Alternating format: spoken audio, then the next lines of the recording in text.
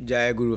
वंदे पुरुषोत्तमं वंदे पुरुषोत्तमं वंदे पुरुषोत्तमं। परम प्रेम परम दयालु अवतार भगवान श्री श्री ठाकुर अनुकूल चंद्र जी के चरणों में बारंबार प्रणाम। अर्चना प्रसंग से नाम करो, ध्यान करो, चलन स्पर्श कर वाक सिद्धि पाओ।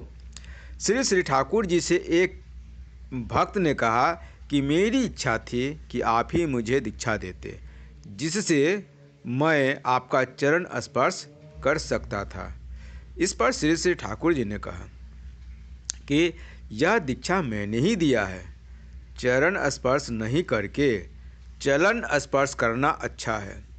भक्त ने प्रश्न किया कि भरत जी श्री रामचंद्र जी का चरण पादुका रखकर पूजा क्यों करते थे? इस पर श्री श्री ठाकुर जी ने कहा कि चरण पादुका का श्री रामचंद्र जी की स्मृति जागृत कर देता है। फोटो जिस प्रकार किसी व्यक्ति का व्यक्तित्व की छाप है, उसी प्रकार चरण पादुका देखने से मन में भाव आता है कि रामचंद्र जी किस प्रकार कैसे चलते थे। भक्त ने कहा कि यह तो बहुत कठिन पथ है। इस पर श्री श्री ठाकुर जी ने कहा कि यह सहज पथ है, सहजतर से सहजतम हो जाएगा। हम लोग साधारणतः जिस पथ पर चलते हैं वही पथ कठिन है, इससे सीधा पथ कोई नहीं है। भक्त ने प्रश्न किया कि योग क्या है?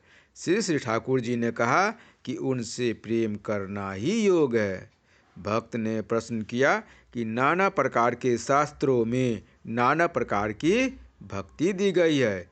श्री श्री ठाकुर जी ने कहा कि सभी देखो, सभी सुनो, सभी समझो एवं सभी को मंथन कर तुम इष्ट स्वार्थ को और पुष्ट करो।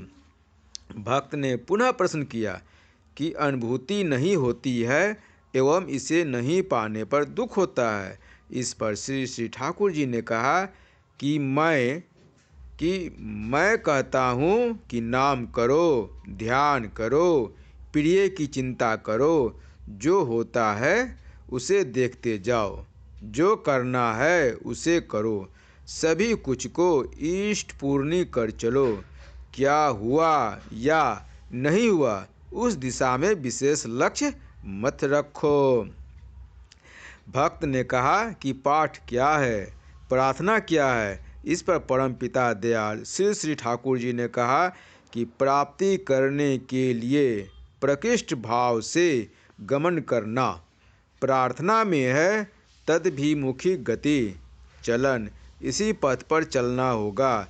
फिर भी अनुष्ठानिक भाव से स्वयं एवं 5 व्यक्तियों के साथ मिलकर पाठ प्रार्थना करने से समवेग को जीवंत किया जाता है।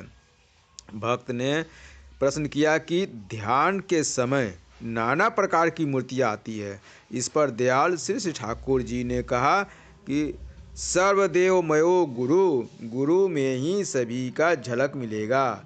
श्री श्री ठाकुर जी ने स्वतः कहा कि कहा जाता है कि 12 वर्षों तक सत्य बोलने पर वाक सिद्धि प्राप्त होती है। भक्त ने पुनः प्रश्न किया कि मुसलमानों में कलमा का इतना जोर है कि वह हिंदू को मुसलमान बना देते हैं, किंतु हम लोगों के गायत्री मंत्र में इतना जोर नहीं है कि वह हिंदू को हिंदू बनाकर रख सके। इस पर परमपिता श्री श्री ठाकुर जी ने कहा कि गायत्री कलमा नहीं है, यह मंत्र है। कलमा है पंचवरहे एकमेवा द्वितीय शरणम पूर्वे सामापूर्तितारः प्रबुद्धा ऋषियः शरणम। इसे जीवन में चरितार्थ कर चलना होगा। जय गुरु। वंदे पुरुषोत्तम वंदे पुरुषोत्तम वंदे पुरुषोत्तम।